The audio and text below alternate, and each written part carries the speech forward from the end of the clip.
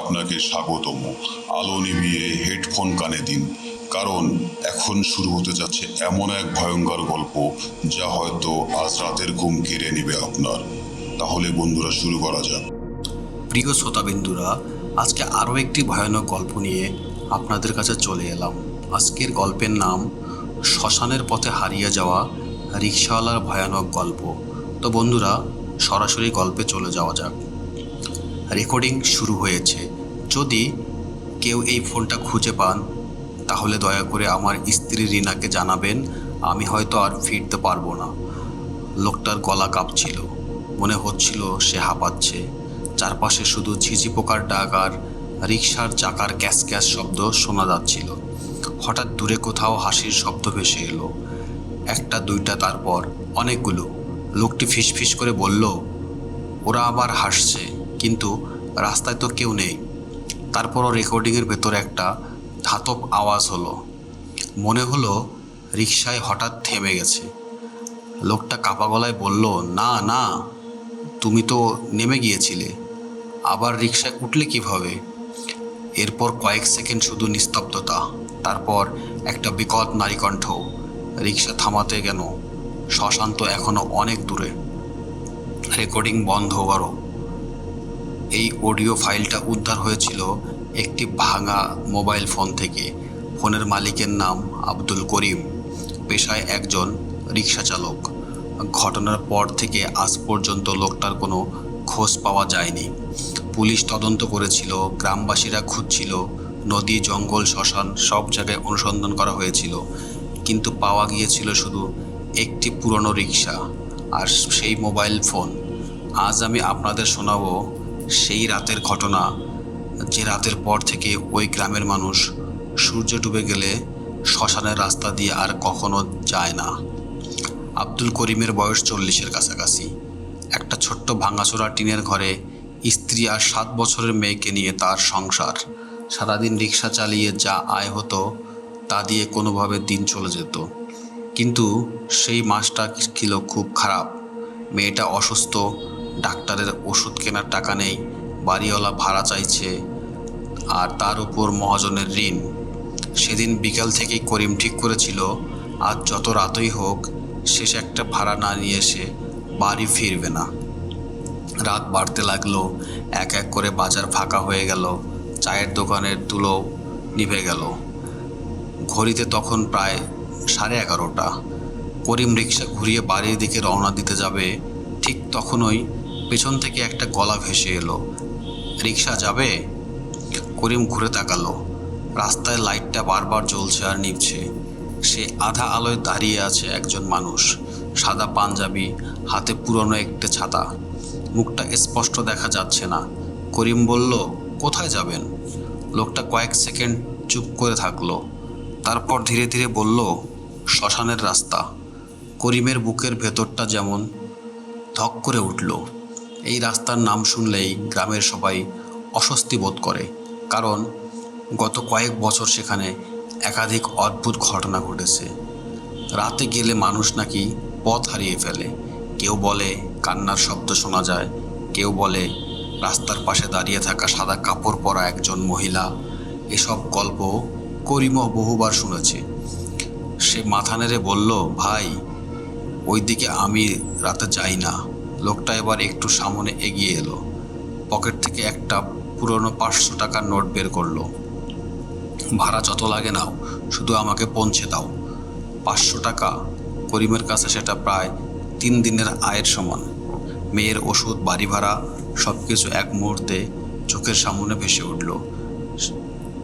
সে অনেকক্ষণ চুপ করে দাঁড়িয়ে রইল, তারপর দীর্ঘশ্বাস ফেলে বলল, ঠিক আছে, উঠুন।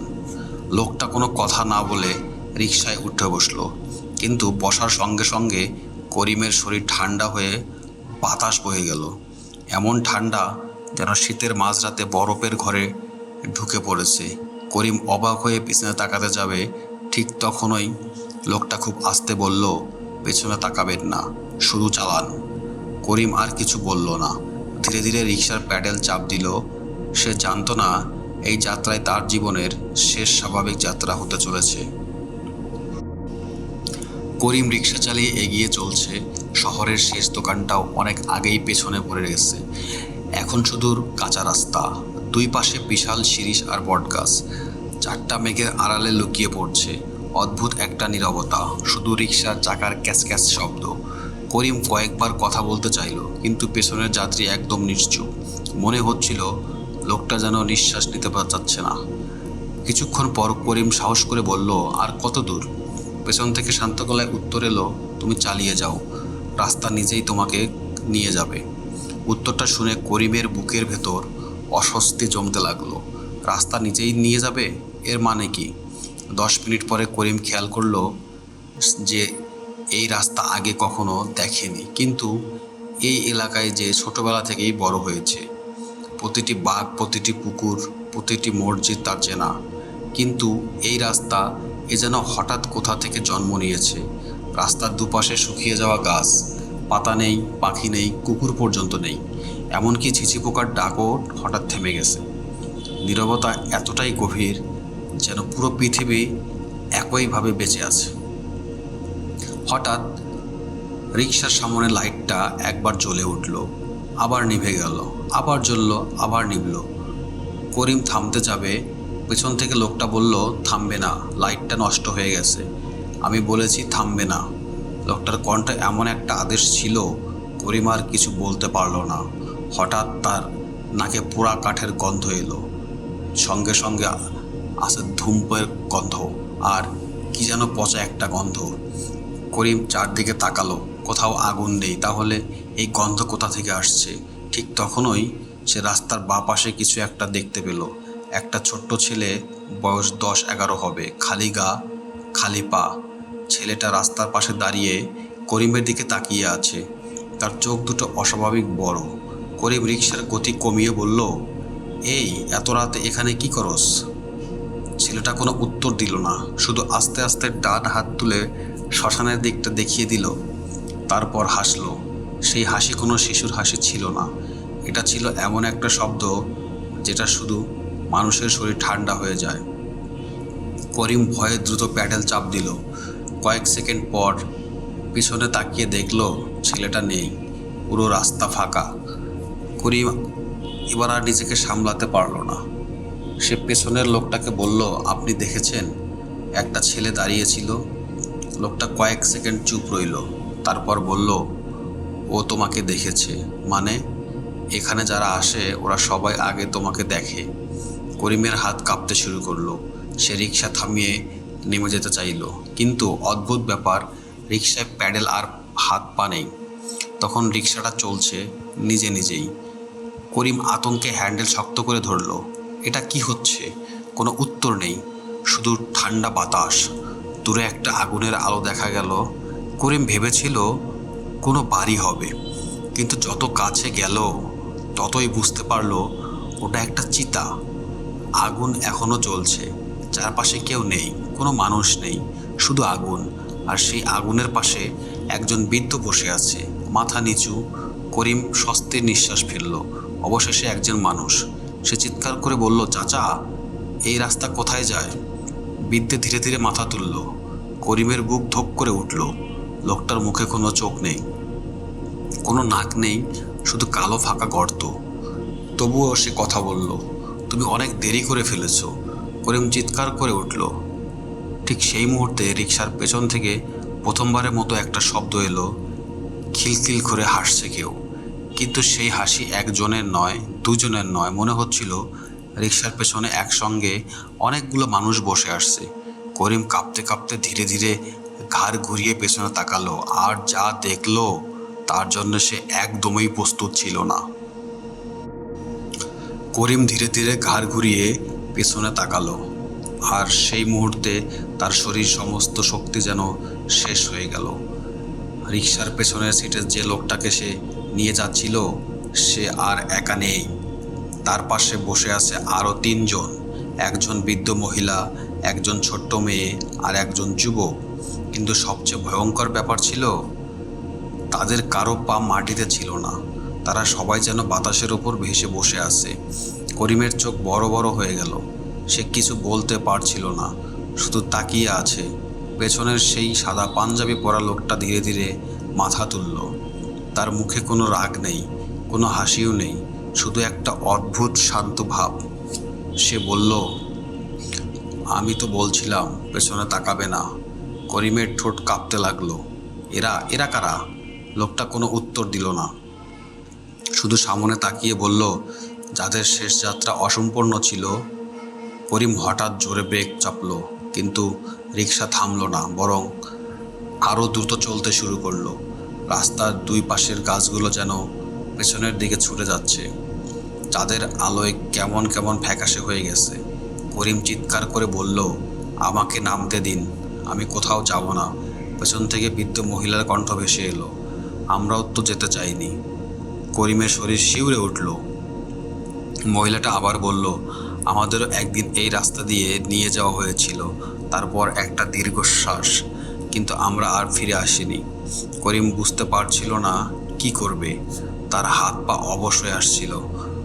মনে মনে আল্লাহর নাম নিতে শুরু করলো। ঠিক তখনই তার চোখে পড়ল রিকশার সামনে আয়নার সে দেখতে পেল সে এক রিকশা চালাচ্ছে না। তার পেছনে বসে থাকা চারজনের পাশাপাশি আরও অনেকগুলো ছায়ামূর্তি দাঁড়িয়ে আছে রাস্তার পাশে। শত শত ছায়া, কেউ হাত বাড়িয়ে আছে, কেউ কাঁদছে, কেউ হাসছে, কেউ যেন তাকে ডাকছে। হঠাৎ সেই ছোট্ট মেয়েটা সামনে ঝুঁকে করিমের কানে ফিসফিস করে বলল, চাচা। করিম ভয়ে জমে গেল। মেয়েটা বলল, আপনি কি জানেন আমরা কোথায় যাচ্ছি? করিম উত্তর দিল না। মেয়েটা নিজেই বলল, আমাদের সবাইকে বাড়ি পৌঁছে দিতে হবে। করিম কাপা গলায় বলল, কোন বাড়ি? মেয়েটা আঙ্গুল তুলে সামনে দেখলো, ওই যে। করিম সামনে তাকিয়ে দেখল দূরে একটা বিশাল গেট। গেটের উপর লেখা শান্তিনিবাস শ্মশানঘাট। কিন্তু করিম অবাক হয়ে গেল, কারণ এই শ্মশানের নাম সে কখনো শোনেনি। তার গ্রামের শ্মশানের নাম অন্য। এটা যেন কোনো অজানা জায়গা। আর গেটের পাশে একটা পুরনো পাথরের ফলক। করিম কাছে আসতেই চাঁদের আলো পড়ল সেই ফলকের উপর। সামনে লেখা, এখানে যারা আসে তারা সবাই ফিরে যায় না। রিক্সা ধীরে ধীরে গেটের সামনে ঢুকে গেল। ভেতরে ঢুকতেই করিম লক্ষ্য করল চারপাশে অনেকগুলো রিক্সা দাঁড়িয়ে আছে, পুরনো, ভাঙা, ধুলো জমে আছে। কেউ যেন বছরের পর বছর এগুলো ছুঁয়েও দেখেনি। কিন্তু একটা বিষয়ের দিকে করিমের বুক কেঁপে উঠল। প্রতিটি রিক্সার সামনে একটা করে নাম লেখা, রহিম, জসিম, নাসির, সেলিম, আর সবশেষে একটা নাম, আব্দুল করিম। করিমের হাত থেকে রিক্সার হ্যান্ডেল প্রায় ছুটে গেল। সে ফিসফিস করে বলল, এটা কিভাবে সম্ভব? পেছনের সাদা পাঞ্জাবি পরা লোকটি ধীরে ধীরে নেমে দাঁড়ালো। তারপর প্রথমবারের মতো করিমের দিকে তাকালো। এবার করিম দেখতে পেল লোকটার চোখের নিচে গভীর কালো দাগ। মুখটা শত মৃত মানুষের মতো ফ্যাকাশে। সে বলল, তোমার নাম অনেক আগেই লেখা হয়ে গেছে। করিম পেছনে যেতে লাগলো। আপনি কে? লোকটা কিছুক্ষণ চুপ করে রইল, তারপর বলল, আমি সেই মানুষ যে 25 বছর আগে এই একই রাস্তায় রিক্সা চালিয়ে হারিয়ে গিয়েছিলাম। ঠিক তখনই শ্মশানের ভেতর থেকে একটা ঘন্টার শব্দ শোনা গেল, ঢং ঢং ঢং। আর সঙ্গে সঙ্গে চারপাশে সব মৃত রিক্সাওয়ালার ছায়া একসঙ্গে করিমের দিকে তাকালো। তাদের সবাই একই কথা বলল, নতুন রিক্সাওয়ালা এসেছে। করিম বুঝতে পারল সে কোনো যাত্রীকে শ্মশানে নিয়ে আসেনি, বরং সে নিজেই হয়ে গেছে এই রাতের নতুন যাত্রী। করিম কিছুতেই বিশ্বাস করতে পারছিল না। তার সামনে দাঁড়িয়ে থাকা মানুষটা বলছে সে 25 বছর আগে এই একই রাস্তায় হারিয়ে গিয়েছিল। কিন্তু সবচেয়ে ভয়ের বিষয়, লোকটা দেখতে ঠিক একজন জীবিত মানুষের মতো, শুধু তার চোখ দুটো যেখানে কোনো জীবনের চিহ্ন নেই। করিম কয়েক পা পিছিয়ে গেল। তার গলা শুকিয়ে কাঠ হয়ে গেছে। সে কাপা গলায় বলল, আপনি যদি 25 বছর আগে হারিয়ে যান, তাহলে এখন এখানে দাঁড়িয়ে আছেন কিভাবে?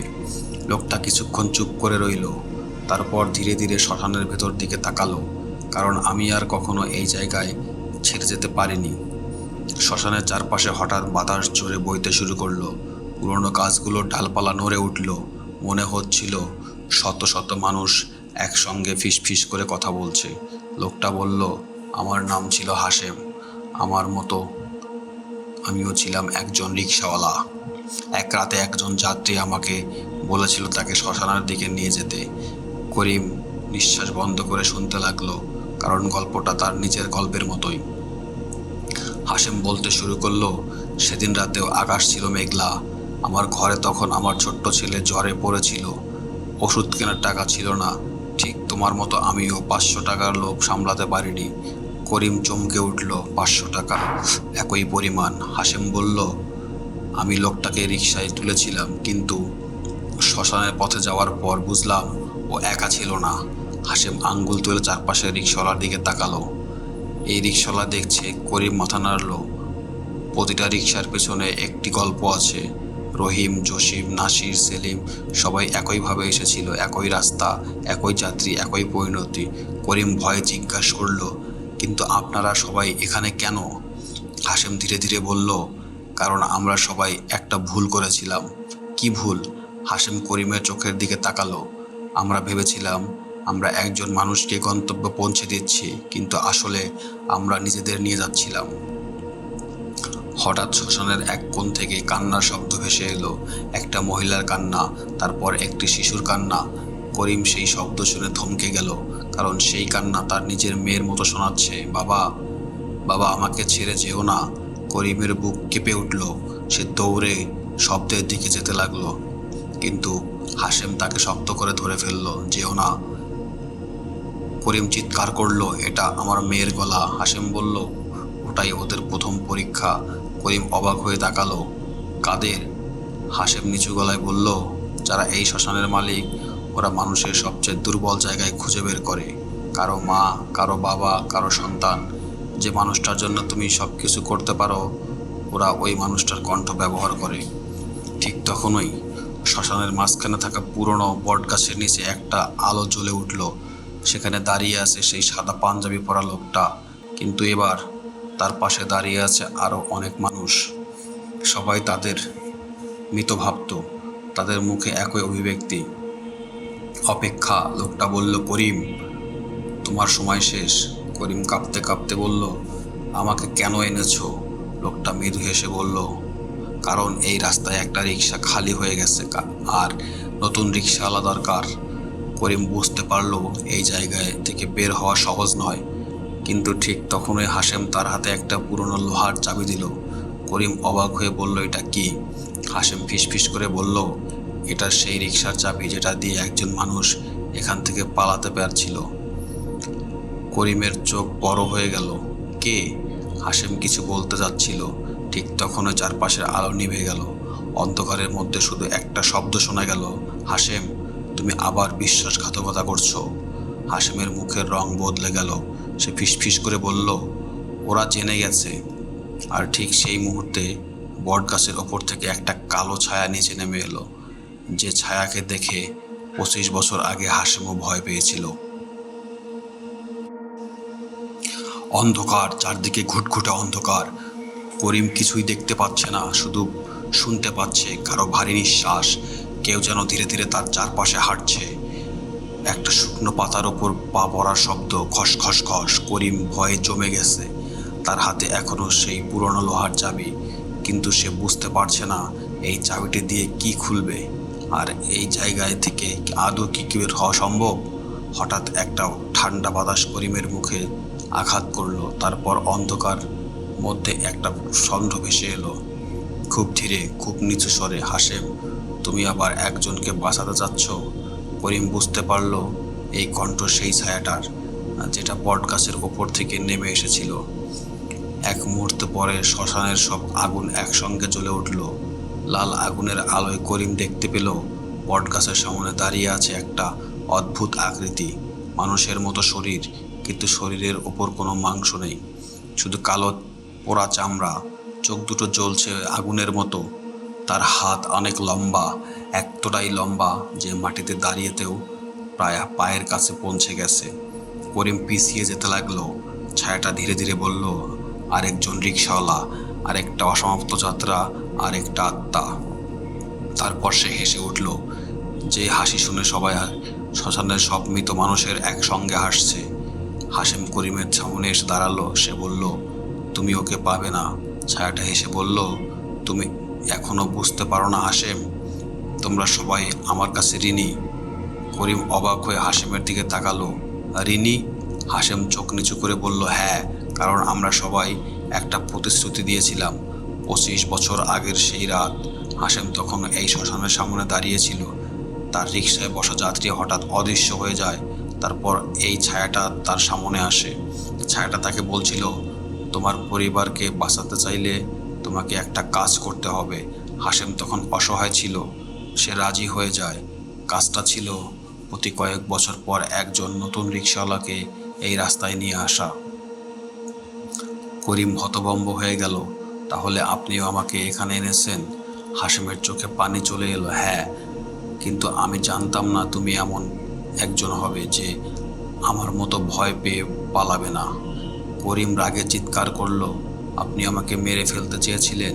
হাশেম মাথা নিচু করে বলল, আমি অনেক বছর ধরে মুক্তি চাইছি, কিন্তু প্রতিবার যখন কাউকে নিয়ে আসি আমার পাপ আরও বাড়ে। ঠিক তখনই শ্মশানের একপাশে একটা পুরনো ঘন্টা বাজতে শুরু করলো।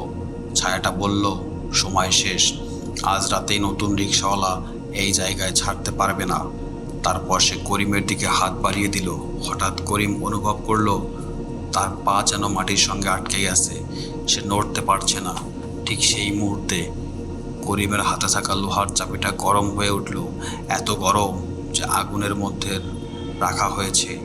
করিম ব্যথায় চাবিটা তুলে নিতে চাচ্ছিল, কিন্তু হাশেম চিৎকার করে বলল, না, চাবিটা ধরে রাখো। এটাই একমাত্র জিনিস যেটা ওকে হারাতে পারে। করিম দাঁত কামড়ে চাবিটা শক্ত করে ধরল। আর তখন তার সামনে শ্মশানের মাটির নিচে থেকে একটা শব্দ আসতে লাগলো। কেউ যেন ভেতর থেকে দরজায় আঘাত করছে। করিম আর হাশেম দুজনে মাটির দিকে তাকালো। ধীরে ধীরে মাটি ফেটে গেল। ভেতর থেকে বেরিয়ে এলো একটি পুরনো কাঠের বাক্স। বাক্সের প্রথমে লেখা, প্রথম রিকশাওয়ালার সত্য। হাশেম বাক্সটা দেখে কেঁপে উঠল। সে ফিসফিস করে বলল, না, এটা বের হওয়ার কথা ছিল না। করিম জিজ্ঞেস করলো, এর ভেতরে কি আছে? হাশেম কোনো উত্তর দিল না, শুধু বলল, যদি এই বাক্স খোলো তাহলে তুমি জানতে পারবে এই শ্মশানের আসল অভিশাপ কিভাবে শুরু হয়েছিল। ঠিক তখনই বাক্সের ভেতর থেকে একটা শিশুর কান্নার শব্দ ভেসে এলো। আর সেই কান্নার সঙ্গে মিশে গেল একটা পরিচিত কণ্ঠ, বাবা, আমাকে বাঁচাও। করিমের শরীর ঠান্ডা হয়ে গেল, কারণ সেই কণ্ঠ তার নিজের মেয়ের। করিম স্থির হয়ে দাঁড়িয়ে আছে। তার সামনে মাটির ফাঁক থেকে উঠে আসা পুরনো কাঠের বাক্স, আর সেই বাক্সর ভেতর থেকে ভেসে আসছে তার মেয়ের কান্নার শব্দ, বাবা, আমাকে একা রেখে যেও না। করিম চোখে পানি চলে এলো। সে এক মুহূর্তের জন্য ভুলেই গেল যে সে কোথায় আছে। সে শুধু একজন বাবা, আর একজন বাবার নিজের সন্তানের কান্না শুনে তখন তার আর কিছুই ভুলে যায়। করিম বাক্সটার দিকে এগিয়ে গেল, কিন্তু ঠিক তখনই হাশেম তার হাত ধরে ফেলল। না, করিম রাগ করে বলল, আমার মেয়ে ভেতরে আছে। হাশেম মাথা নাড়ল, না করিম, ওটা তোমার মেয়ের গলা নয়। ওরা তোমাকে দুর্বল করার চেষ্টা করছে। ঠিক তখনই সেই কালো ছায়াটা আবার হাসতে শুরু করলো। হাশেম, তুমি কি সত্যিই ভাবো ওকে বাঁচাতে পারবে? ছায়াটা ধীরে ধীরে করিমের দিকে এগিয়ে যেতে লাগলো। তোমার মেয়ের কথা মনে পড়ছে? তোমার ছোট্ট ঘরটা মনে পড়ছে? তোমার স্ত্রী এখন দরজার দিকে তাকিয়ে অপেক্ষা করছে? করিম চোখ বন্ধ করে ফেলল, কারণ কথাগুলো সত্যি। সে জানে এই মুহূর্তে তার স্ত্রী হয়তো কাঁদছে, মেয়েটি হয়তো বাবার অপেক্ষা করছে। হঠাৎ হাশেম চিৎকার করে বলল, করিম, তুমি যদি আজ হার মানো তাহলে শুধু তুমি না, তোমার পর আরও অনেক রিকশাওয়ালা এখানে আসবে। করিম চোখ খুলল, কিন্তু এই অভিশাপ শুরু হলো কিভাবে? হাশেম কিছুক্ষণ চুপ করে রইল, তারপর বলল, আজ তোমরা সত্যটা জানা দরকার। হাশেম ধীরে ধীরে সেই পুরনো বাক্সটার কাছে গেল। তারপর কাপা হাতে বাক্সটা খুলল।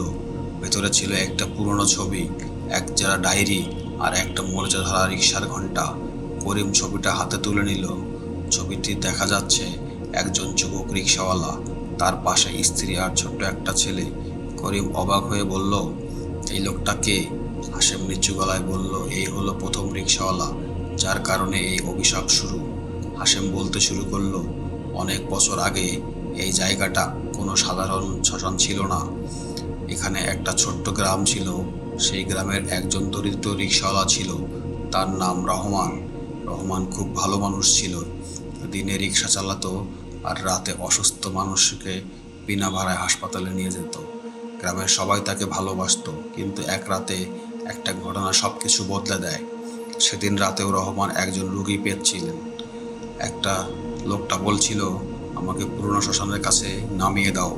রহমান তাকে নিয়ে আসে, কিন্তু সেখানে এসে সে দেখতে পায় লোকটা একা নয়, তার সঙ্গে আরও অনেকজন মানুষ আছে। তারা সবাই কালো পোশাক পরা। তারা শ্মশানের মাঝখানে একটা অদ্ভুত কাজ করছিল। রহমান ভয় পেয়ে যায়। সে বুঝতে পারে এরা কোনো সাধারণ মানুষ নয়। রহমান পালিয়ে যেতে চেয়েছিল, কিন্তু তখন সে দেখতে পায় একটা ছোট্ট মেয়ে গাছের সঙ্গে বাঁধা। মেয়েটা সাহায্যের জন্য কাঁদছে। রহমান আর থাকতে পারে না। সে মেয়েটাকে বাঁচাতে এগিয়ে যায়, আর তখনই সেই কালো ছায়াটা প্রথমবারের মতো তার সামনে আসে। ছায়াটা রহমানকে বলছিলে, তুমি মানুষের ভালো করতে এসেছো, তাহলে একটা পরীক্ষা দাও, তোমার জীবন নাকি এই মেয়ের জীবন। রহমান নিজের জীবন বেছে নেয়নি, সে মেয়েটাকে বাঁচিয়েছিল। কিন্তু সেই মুহূর্তে ছায়াটা তাকে অভিশাপ দেয়, যে মানুষ অন্যদের বাঁচাতে চায় সে নিজের মুক্তি হারাবে। হাশেম থেমে গেল। করিম অবাক হয়ে বলল, হাশেম ধীরে ধীরে আবার তারপর রাস্তা দিয়ে যে সব রিকশাওয়ালা আসে তাদের সবাইকে একটা সিদ্ধান্ত নিতে হয়, নিজের জীবন বাঁচাতে নাকি অন্য কারো জন্য লড়বে। করিম বাক্সের ভেতরে ডায়েরিটা খুলল। প্রথম পাতায় লেখা, যদি কেউ এই লেখা পড়ে তাহলে বুঝবে অভিশাপ ভাঙার সময় এসেছে। পরের পাতা ছিল, অভিশাপ ভাঙতে হলে শেষ রিকশাওয়ালাকে ফিরে যেতে হবে সেই জায়গায়। করিম পড়তে থাকলো। তারপর হঠাৎ তার হাত থেকে, কারণ শেষ লাইনে লেখা সেখানে প্রথম রিকশাওয়ালার মৃত্যু হয়েছিল, তার নিচে একটা নাম, আব্দুল করিম। করিমের শরীর ঠান্ডা হয়ে গেল। তার নাম এখানে আগে থেকেই লেখা, কিন্তু কিভাবে, কে লিখেছে? ঠিক তখনই শ্মশানের সব মৃত রিকশাওয়ালা একসঙ্গে মাথা তুলল। তাদের চোখে ভয়ের ছাপ। হাশেম হিমশিম খেয়ে বলল, করিম, এখন বুঝতে পারছি তোমাকে এই জায়গায় আনা হয়নি, তোমাকে বেছে নেওয়া হয়েছে। ঠিক তখন দূরে একটা রিকশাওয়ালার ঘন্ট বাজলো, টিং টিং। কিন্তু সেই শব্দ আসছিল শ্মশানের ভেতরের সবচেয়ে পুরনো কবর থেকে। আর কবরের মাটি ধীরে ধীরে সব সরে যেতে লাগলো। ভেতর থেকে কেউ উঠে আসছে, যে মানুষটা 40 বছর আগে মারা গিয়েছিল। শ্মশানের চারপাশে হঠাৎ শব্দ থেমে গেল। না বাতাসের শব্দ, না পোকামাকড়ের ডাক, না আগুনের শব্দ। মনে হলো পুরো পৃথিবী কয়েক মুহূর্তের জন্য নিঃশ্বাস বন্ধ করে দিয়েছে।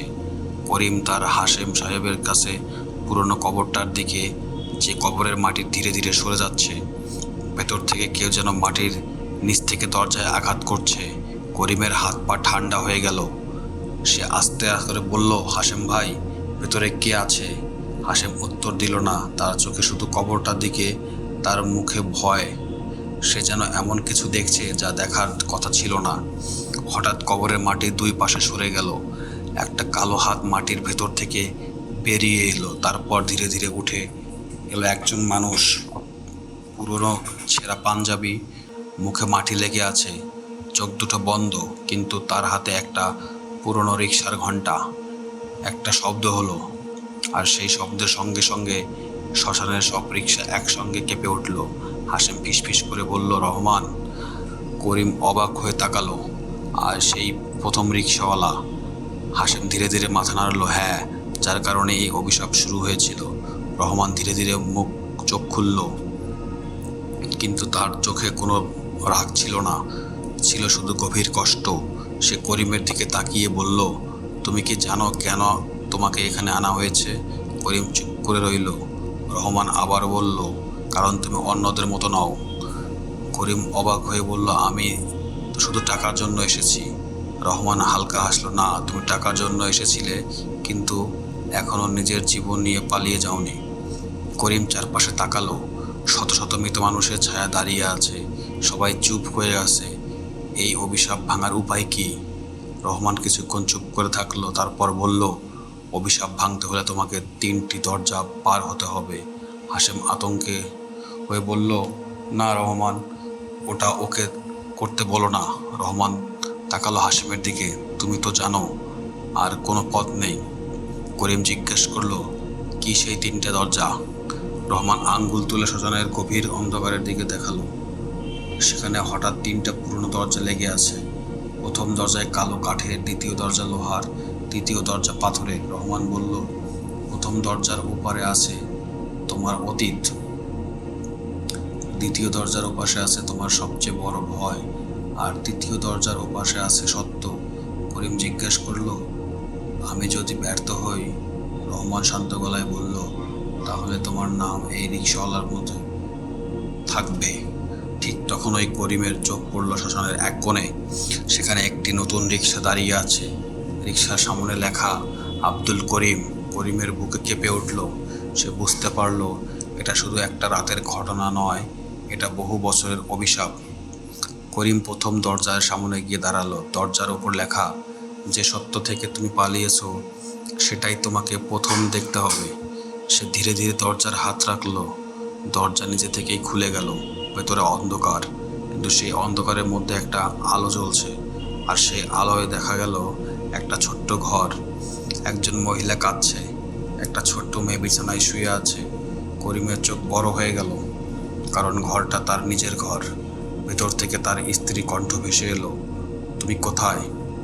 আমাদের মেয়েটা তোমাকে ডাকছে। করিম এক পা এগিয়ে গেল। তার চোখে পানি। সে বুঝতে পারল না এটা কি সত্যি নাকি আবার কোনো মায়া।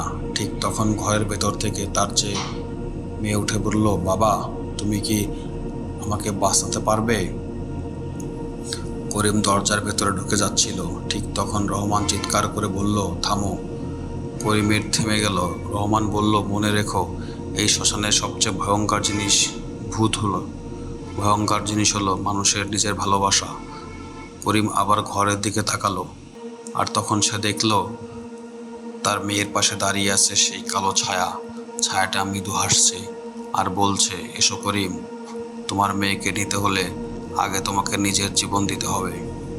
করিম বুঝতে পারল প্রথম দরজার পরীক্ষা শুরু হয়ে গেছে, আর এই পরীক্ষা হারলে সে আর কোনোদিন নিজের ঘরে ফিরতে পারবে না। শ্মশানের চারপাশে হঠাৎ শব্দ থেমে গেল। না বাতাসের শব্দ, না পোকামাকড়ের ডাক, না আগুনের শব্দ। মনে হলো পুরো পৃথিবী কয়েক মুহূর্তের জন্য নিঃশ্বাস বন্ধ করে দিয়েছে। করিম তার হাশেম সাহেবের কাছে পুরনো কবরটার দিকে, যে কবরের মাটি ধীরে ধীরে সরে যাচ্ছে। ভেতর থেকে কেউ যেন মাটির নিচ থেকে দরজায় আঘাত করছে। করিমের হাত পা ঠান্ডা হয়ে গেল। সে আস্তে করে বলল, হাশেম ভাই, ভেতরে কে আছে? হাশেম উত্তর দিল না। তার চোখে শুধু কবরটার দিকে, তার মুখে ভয়। সে যেন এমন কিছু দেখছে যা দেখার কথা ছিল না। হঠাৎ কবরের মাটি দুই পাশে সরে গেল। একটা কালো হাত মাটির ভেতর থেকে বেরিয়ে এলো। তারপর ধীরে ধীরে উঠে এলো একজন মানুষ।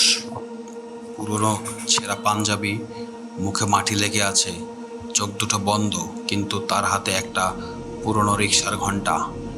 একটা শব্দ হলো, আর সেই শব্দের সঙ্গে সঙ্গে শ্মশানের সব রিকশা একসঙ্গে কেঁপে উঠল। হাশেম ফিসফিস করে বলল, রহমান। করিম অবাক হয়ে তাকালো। আর সেই প্রথম রিকশাওয়ালা। হাশেম ধীরে ধীরে মাথা নাড়ল, হ্যাঁ, যার কারণে এই অভিশাপ শুরু হয়েছিল। রহমান ধীরে ধীরে চোখ খুলল, কিন্তু তার চোখে কোনো রাগ ছিল না, ছিল শুধু গভীর কষ্ট। সে করিমের দিকে তাকিয়ে বলল, তুমি কি জানো কেন তোমাকে এখানে আনা হয়েছে? করিম চুপ করে রইল। রহমান আবার বলল, কারণ তুমি অন্যদের মতো নও। করিম অবাক হয়ে বলল, আমি তো শুধু টাকার জন্য এসেছি। রহমান হালকা হাসল, না, তুমি টাকার জন্য এসেছিলে, কিন্তু এখনও নিজের জীবন নিয়ে পালিয়ে যাওনি। করিম চারপাশে তাকালো। শত শত মৃত মানুষের ছায়া দাঁড়িয়ে আছে। সবাই চুপ হয়ে আছে। এই অভিশাপ ভাঙার উপায় কি? রহমান কিছুক্ষণ চুপ করে থাকলো, তারপর বলল, অভিশাপ ভাঙতে হলে তোমাকে 3টি দরজা পার হতে হবে। হাশেম আতঙ্কে হয়ে বলল, না রহমান, ওটা ওকে করতে বলো না। রহমান তাকালো হাশেমের দিকে, তুমি তো জানো আর কোনো পথ নেই। করিম জিজ্ঞেস করলো, কি সেই 3টে দরজা? রহমান আঙ্গুল তুলে শ্মশানের গভীর অন্ধকারের দিকে দেখালো। সেখানে হঠাৎ 3টা পুরনো দরজা লেগে আছে। প্রথম দরজায় কালো কাঠের, দ্বিতীয় দরজা লোহার, তৃতীয় দরজা পাথরের। রহমান বলল, প্রথম দরজার ওপারে আছে তোমার অতীত, দ্বিতীয় দরজার ওপাশে আছে তোমার সবচেয়ে বড় ভয়, আর তৃতীয় দরজার ওপাশে আছে সত্য। করিম জিজ্ঞাসা করল, আমি যদি ব্যর্থ হই? রহমান শান্ত গলায় বলল, তাহলে তোমার নাম এই রিকশাওয়ালার মধ্যে থাকবে। ঠিক তখন ওই করিমের চোখ পড়ল শ্মশানের এক কোণে। সেখানে একটি নতুন রিকশা দাঁড়িয়ে আছে। রিকশার সামনে লেখা আব্দুল করিম। করিমের বুকে কেঁপে উঠল। সে বুঝতে পারল এটা শুধু একটা রাতের ঘটনা নয়, এটা বহু বছরের অভিশাপ। করিম প্রথম দরজার সামনে গিয়ে দাঁড়ালো। দরজার উপর লেখা, যে সত্য থেকে তুমি পালিয়েছো সেটাই তোমাকে প্রথম দেখতে হবে। সে ধীরে ধীরে দরজার হাত রাখলো। দরজা নিজে থেকেই খুলে গেল। ভেতরে অন্ধকার, কিন্তু সেই অন্ধকারের মধ্যে একটা আলো জ্বলছে। আর সেই আলোয় দেখা গেল একটা ছোট্ট ঘর। একজন মহিলা কাঁদছে, একটা ছোট্ট মেয়ে বিছানায় শুয়ে আছে। করিমের চোখ বড় হয়ে গেল, কারণ ঘরটা তার নিজের ঘর। ভেতর থেকে তার স্ত্রী কণ্ঠ ভেসে এলো, তুমি কোথায়? আমাদের মেয়েটা তোমাকে ডাকছে। করিম এক পা এগিয়ে গেল। তার চোখে পানি। সে বুঝতে পারল না এটা কি সত্যি নাকি আবার কোনো মায়া। ঠিক তখন ঘরের ভেতর থেকে তার যে মেয়ে উঠে বলল, বাবা, তুমি কি আমাকে বাঁচাতে পারবে? করিম দরজার ভেতরে ঢুকে যাচ্ছিল। ঠিক তখন রহমান চিৎকার করে বলল, থামো। করিমের থেমে গেল। রহমান বলল, মনে রেখো, এই শ্মশানের সবচেয়ে ভয়ঙ্কর জিনিস হলো মানুষের নিজের ভালোবাসা। করিম আবার ঘরের দিকে তাকালো, আর তখন সে দেখল তার মেয়ের পাশে দাঁড়িয়ে আছে সেই কালো ছায়া। ছায়াটা মৃদু হাসছে আর বলছে, এসো করিম, তোমার মেয়েকে নিতে হলে আগে তোমাকে নিজের জীবন দিতে হবে। করিম বুঝতে পারল প্রথম দরজায় পরীক্ষা শুরু হয়ে গেছে, আর এই পরীক্ষা হারলে সে আর কোনোদিন নিজের ঘরে ফিরতে পারবে না। দ্বিতীয় দরজাটা ধীরে ধীরে খুলে গেল। ক্যাচ ক্যাচ লোহার দরজার শব্দে পুরো শ্মশান কেঁপে উঠল। দরজার ওপাশে কোনো আলো নেই, কিন্তু সেই অন্ধকারের ভেতর থেকে ভেসে আসছে একটা শব্দ, একজন মানুষের কান্না। আর সেই কান্নাটা করিমের নিজের। করিম কয়েক সেকেন্ড স্থির হয়ে দাঁড়িয়ে রইল। তার মাথাটা ভেতরে হাজার প্রশ্ন ঘুরছে। তোমার নিজের কণ্ঠ আমি কিভাবে শুনছি? ভেতরে কে আছো? হাসিম ধীরে ধীরে বলল, করিম, এই দরজার ওপাশে যা দেখবে সেটা তোমার জীবনের এমন একটা অংশ যেটা তুমি নিজেও ভুলে গেছো। করিম অবাক হয়ে তাকালো। আমি এমন কিছু ভুলে গেছি? হাসিম কোনো উত্তর দিল না, শুধু বলল, ভেতরে যাওয়ার পর তুমি হয়তো বের হতে চাইবে না। করিম সাহস করে দ্বিতীয় দরজার ভেতর ঢুকলো। সঙ্গে সঙ্গে দরজাটা বন্ধ হয়ে গেল। চারপাশে অন্ধকার। কিছুক্ষণ পর একটা মৃদু আলো জ্বলে উঠল। করিম দেখল সে দাঁড়িয়ে আছে একটা পুরনো গ্রামের রাস্তায়। এই রাস্তা তার খুব পরিচিত, কারণ এটা তার নিজের গ্রামের রাস্তা। কিন্তু এখানে একটা সমস্যা আছে। এই রাস্তা সে দেখছে প্রায় 20 বছর আগে। হঠাৎ সামনে একটা ছোট্ট ছেলে দৌড়ে গেল। ছেলেটার হাতে একটা খেলনা রিক্সা। করিম তাকিয়ে রইল। তার বুক কেঁপে উঠল, কারণ ছেলেটা সে নিজে। ছোটবেলায় ছোট্ট করিম একটা গাছের নিচে দাঁড়িয়ে আছে। তার পাশে একজন বৃদ্ধ মানুষ। লোকটা বলছে, মনে রাখিস বাবা, সাহায্য করবি, কিন্তু কখনো অন্যায় দেখেও চুপ থাকবি না। করিম চিনতে পারলো এটা তার বাবা, যিনি বহু বছর আগে মারা গেছেন। করিমের চোখে পানি চলে এলো। বাবা! সে এগিয়ে যেতে চাইল, কিন্তু তার বাবা তাকে দেখতে পেলেন না, কারণ এটা কোনো বাস্তব ঘটনা নয়, এটা একটা স্মৃতি। হঠাৎ দৃশ্য বদলে গেল। এবার করিম দেখলো সে তরুণ, প্রথমবার রিক্সা চালানো শুরু করেছে। একদিন রাতে সে একটা যাত্রীকে নিয়ে যাচ্ছিল। লোকটা বলল, ভাই, একটু সামনে নামিয়ে দাও। করিম তখন নতুন রিক্সাওয়ালা। সে জানতো না কোন রাস্তা নিরাপদ, কোন রাস্তা বিপজ্জনক। হঠাৎ দৃশ্য থেমে গেল। কালো হয়ে গেল চারপাশ। তারপর একটা কণ্ঠ বলল, তুমি কি মনে করতে পারছো না? করিম চমকে উঠল। সামনে সেই কালো ছায়া দাঁড়িয়ে আছে।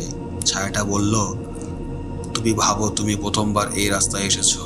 করিম চুপ। ছায়াটা ধীরে ধীরে এগিয়ে এলো। না করিম, তুমি এর আগেও এসেছিলে। করিমের মাথা ঘুরতে লাগলো। অসম্ভব। ছায়াটা আসলো। তোমার স্মৃতি মুছে দেওয়ার হয়েছে, কারণ তুমি একবার এই অভিশাপ থেকে বেঁচে গিয়েছিলে। করিম অবাক। আমি? ছায়াটা বলল, হ্যাঁ, অনেক বছর আগে তুমি এই শ্মশানের সামনে এসেছিলে, কিন্তু তখন তোমার বয়স কম ছিল। তুমি একটা ছোট মেয়েকে বাঁচানোর চেষ্টা করছিলে। করিমের মাথায় হঠাৎ একটা ছবি ভেসে উঠল। একটা রাত, একটা মেয়ের কান্নার শব্দ, একটা ছোট্ট মেয়ে আর একটা কালো ছায়া। মনে পড়ে চেষ্টা করলো, কিন্তু পারল না। তুমি ভাবো তোমার মেয়ে তোমার জীবনের সবচেয়ে বড় দুর্বলতা, কিন্তু আসল সত্য হলো তুমি ছোট্টবেলা থেকে অন্যদের বাঁচাতে চেয়েছো, এই কারণে তোমাকে বেছে নেওয়া হয়েছে। ঠিক তখনই মাটির নিচ থেকে একটি শব্দ হলো। দ্বিতীয় দরজায় ঘরের এক পাশে একটা দেয়াল ফেটে গেল, যেখান থেকে বেরিয়ে এলো একটি পুরনো আয়না। আয়নায় করিম নিজেই মুখ দেখতে পেল না। সে দেখলো শত শত রিক্সাওয়ালা আর এই শ্মশানের আটকে পড়া আছে। সবাই তার দিকে তাকিয়ে আছে।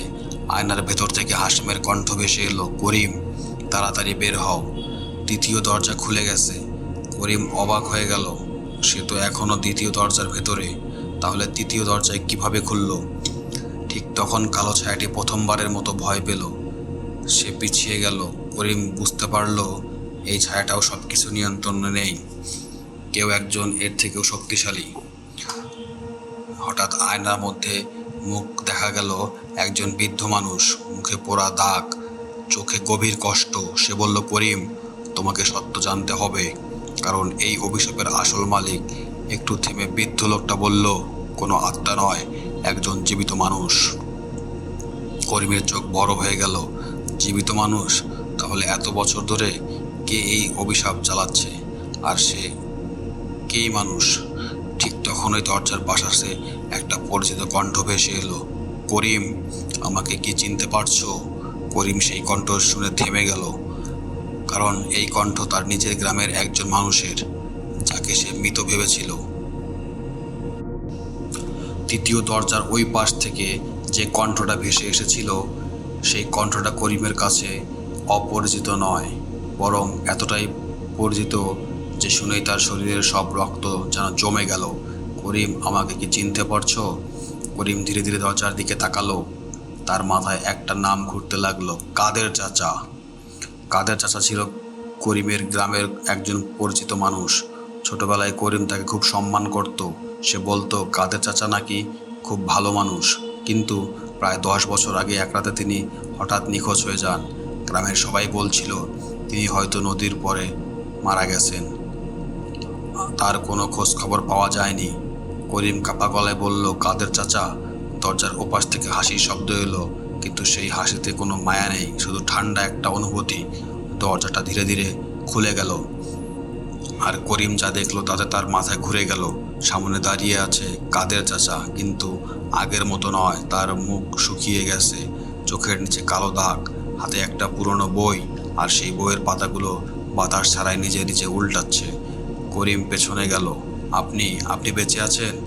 কাদের চাচা মৃদু হাসলেন, বেঁচে আছি না করিম, আমি শুধু মৃত্যুর অপেক্ষায় আছি। করিম অবাক হয়ে তাকিয়ে বলল, কাদের চাচা বললেন, তুমি এতদিন যেটাকে ভূতের গল্প ভেবেছ, সেটার পেছনে আসল সত্যটা অন্য। তিনি বইটা খুললেন। ভেতরে অনেকগুলো নাম লেখা, রহমান, হাশেম, জসিম, নাসির, সেলিম আর আব্দুল করিম। করিমের বুক কেঁপে উঠল। আমার নাম এখানে কেন? কাদের চাচা দীর্ঘশ্বাস ফেললেন, কারণ এই তালিকা আমি তৈরি করেছি। করিমের চোখ বড় হয়ে গেল। আপনি? কাদের চাচা মাথা নিচু করলেন। অনেক বছর আগে আমি এই শ্মশানের রহস্য জানতে চেয়েছিলাম। আমি ভেবেছিলাম এখানে কোনো অশুভ শক্তি আছে। আমি সেই শক্তিকে নিয়ন্ত্রণ করতে চেয়েছিলাম, কিন্তু আমি বুঝিনি কিছু শক্তিকে নিয়ন্ত্রণ করা যায় না। করিম রাগে বলল, তাহলে এত মানুষ হারিয়ে গেল কেন? কাদের চাচার চোখে অনুশোচনা দেখা দিল, কারণ অভিশাপ আমার হাত দিয়ে শুরু হয়েছিল, এটা নিয়ন্ত্রণে নেই। ঠিক তখনই পুরো শ্মশান কেঁপে উঠল। সেই কালো ছায়াটা আবার দেখা দিল, কিন্তু এবার সে কাদের চাচার দিকে তাকিয়ে বলল, তুমি এখনো নিজের নির্দোষ ভাবছ? কাদের চাচার মুখ ফ্যাকাশে হয়ে গেল। করিম বুঝলো এই ছায়ার সঙ্গে কাদের চাচারও কোনো সম্পর্ক আছে। ছায়াটা বলল, মানুষ সবসময় আমাকে দোষ দেয়, কিন্তু তারা ভুলে যায় আমাকে প্রথম ডাক দিয়েছিল একজন মানুষ। তারপর সে কাদের চাচার দিকে আঙ্গুল তুলল, এই মানুষটা। করিম হতবাক। কাদের চাচা চোখ বন্ধ করে বলল, হ্যাঁ, আমি ভুল করেছিলাম, কিন্তু আমি ভাবিনি এর মূল্য এত মানুষকে দিতে হবে।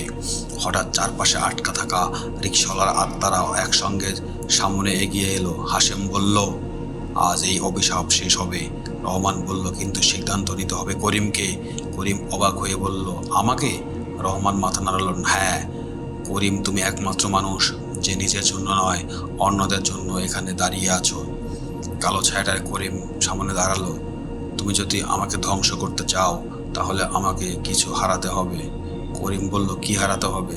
ছায়াটা বলল, তোমার এই রাতের স্মৃতি। করিম চুপ করে গেল।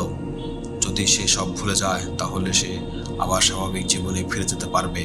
তার স্ত্রী, তার মেয়ে, তার পুরনো জীবন সব ফিরে পাবে। কিন্তু এই শ্মশানের আটকে থাকা মানুষগুলো, তাদের কি হবে? করিম ধীরে ধীরে সামনে এগিয়ে গেল। সে লোহার চাবিটা বের করলো।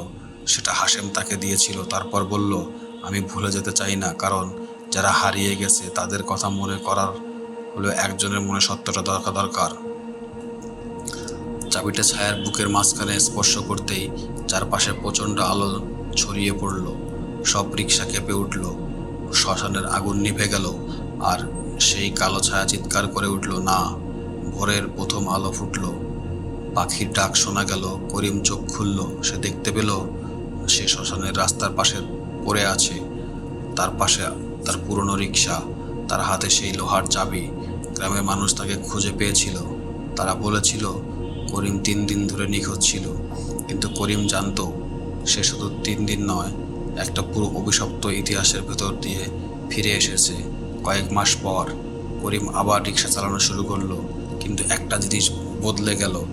রাত 12টার পর কেউ যদি শ্মশানের রাস্তার কথা বলতো, করিম কখনো রাজি হতো না, কারণ সে জানতো সেই রাস্তা এখনো পুরোপুরি শান্ত হয়নি।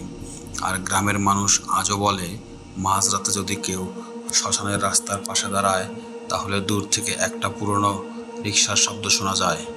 তারপর একটা ঘন্টার শব্দ, টিং টিং, আর একজন রিকশাওয়ালার কণ্ঠ ভেসে আসে, যাবেন? কোথায় যাবেন? কেউ যদি ভুল করে উত্তর দেয় তাহলে সেই রাতেই পর থেকে আর কাউকে খুঁজে পাওয়া যায় না। আর এই গল্পটা আজকের এখানেই সমাপ্ত হয়ে গেল। ধন্যবাদ বন্ধুরা। আজকের গল্প এখানেই শেষ। যদি গল্পটি ভালো লেগে থাকে তাহলে ভিডিওটি লাইক করুন, আপনার মতামত কমেন্টে জানান। আর এমন আরও ভয়ঙ্কর গল্প শুনতে ভূত বক্স অফিসকে সাবস্ক্রাইব করে পাশে থাকুন। মনে রাখবেন, ভয় কখনো গল্পে সীমাবদ্ধ থাকে না। আবার দেখা হবে পরবর্তী ভৌতিক গল্পে।